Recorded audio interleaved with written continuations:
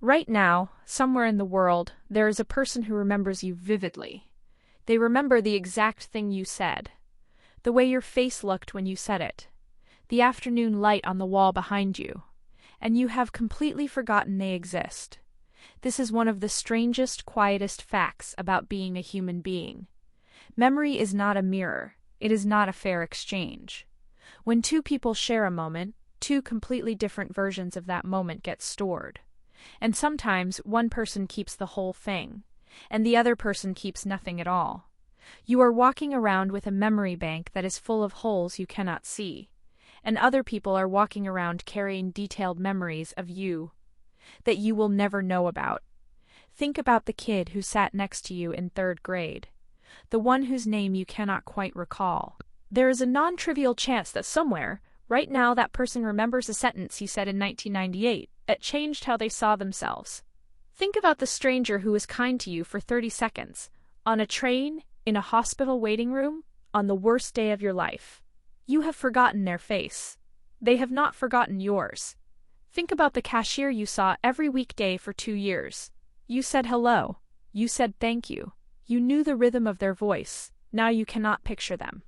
But somewhere, in a quiet moment, they still remember the way you said good morning. Think about the person you dated for 6 weeks when you were 19. You barely think about them anymore. They have told the story of you 17 times. Think about the friend you stopped messaging back. You had a reason. You probably do not remember the reason now. They do. Every few months they wonder what happened. You've not thought about it in years. And this one is harder.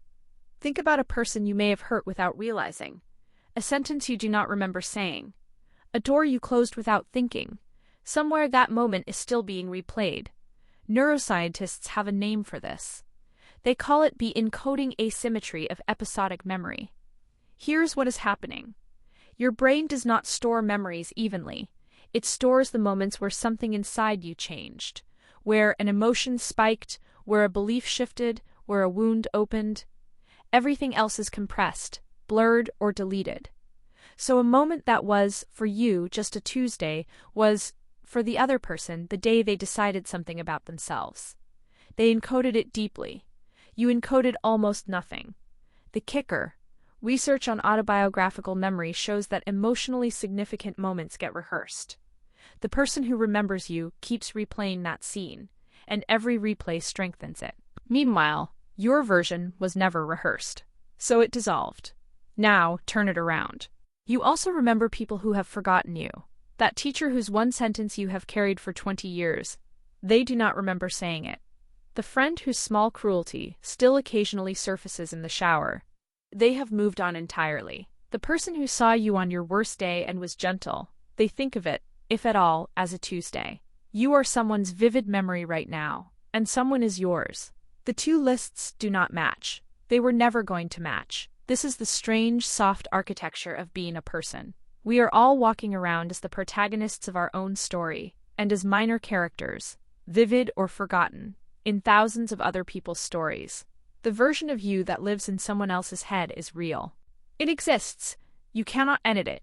You cannot reach it. You may never even know it is there. So, be careful what you say to people. You are writing on walls you cannot see.